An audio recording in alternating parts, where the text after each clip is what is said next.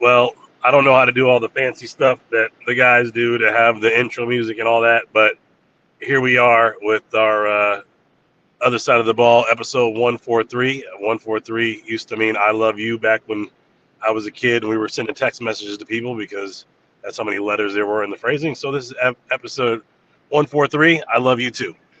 Welcome to the show. Uh, in for Chris and Dub currently is Corey and Derek. Mr. Corey Hammond, how are you this evening? Pretty good, man. Can't complain. Far from a rookie, I would say, but ready to go with them. Well, I mean, you've got to be a rookie at something in your life, just not football related, I'm sure. Um, yeah. What am I doing new? I don't know. My wife and daughter at dance competition. I'm just sitting here single parenting it, and that kind of sucks. Well, that's interesting. That's not the first time you've done that, I'm sure. No, man, no. I'm not a rookie, but still, it's like being a rookie every time. I guess if you do it for the first time in a year, that makes you a rookie regardless, right? So I guess I'm still a rookie parent at this point because my kid's only not even 2 years old yet. So You're still in your I don't know. first season. You're still in your first season. You're That's getting to the right. playoffs. That's Getting right. to the playoffs. Well, whatever it is, we're having fun.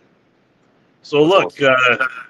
no Dub, no Chris. I'm sure they'll be joining us momentarily. But until then, we have the all-star cast of former probably rookie of the year consideration your rookie year, and I believe that if we had rookie of the year as my rookie year in flag, I probably would have got that because we went to a championship that year. So I don't know. We'll see. Yeah, I was an early. My rookie year, I was an early front runner. I missed one game with a high ankle sprain. Came back the next week. We didn't take stats back then, but I think the rookie of the year that year was God. I can't remember.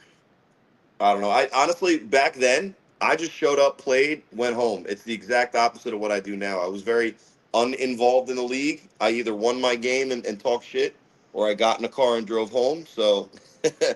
um, I don't have a long list. It's funny. Ryan Shamar went back to 2015. I was in an All Star game. He was clipping highlights of me. But we're not here to talk about Corey Hammond, even though I'm sure I'll mention myself once or twice. We're here to talk about some of these young guns, these youngins. I don't know. Yeah. I don't know what YN means, but a lot of people say that in reference. Young neighbors. Young neighbors. Yeah.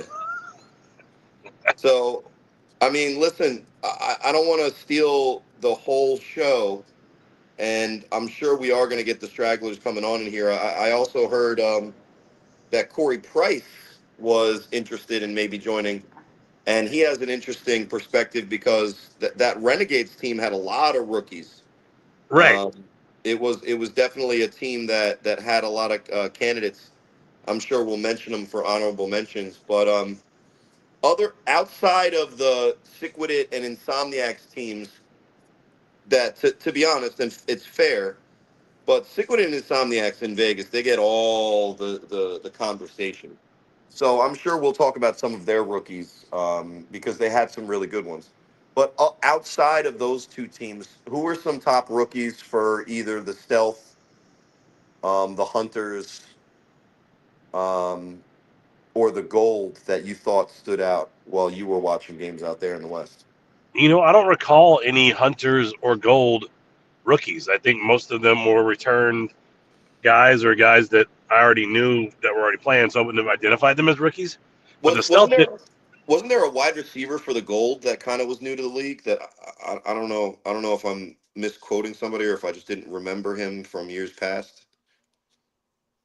If there was, I wouldn't know who it was. I mean, they had Robert Burns on the squad, who is one of our first year guys who had an amazing season for the times he was out there for the gold and looked real good doing it. But like I said, I can't think of any rookies.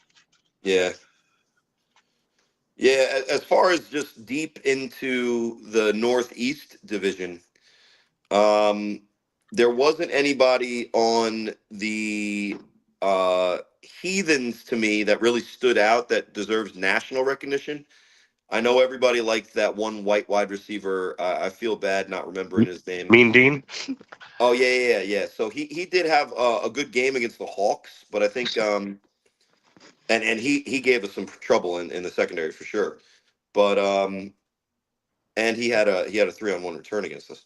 But other than the Hawks, I didn't really see him kind of like stand out. I also missed some of his games against like the Buzz and when he played the Watchmen when I was down there, they had no Captain America. I think with that team, the Heathens, what they either had their quarterback or they didn't, and they were terrible.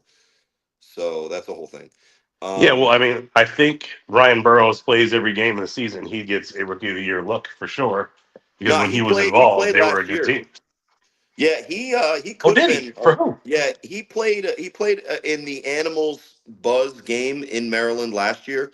That, according to Will Franklin, was one of the best games of not the 2025 season, but the 2024 season. And he was out there giving the Animals defense at the time all they could handle. Animals offense was just a little bit too much to handle. I think the final score of that game, Derek, was 55-50.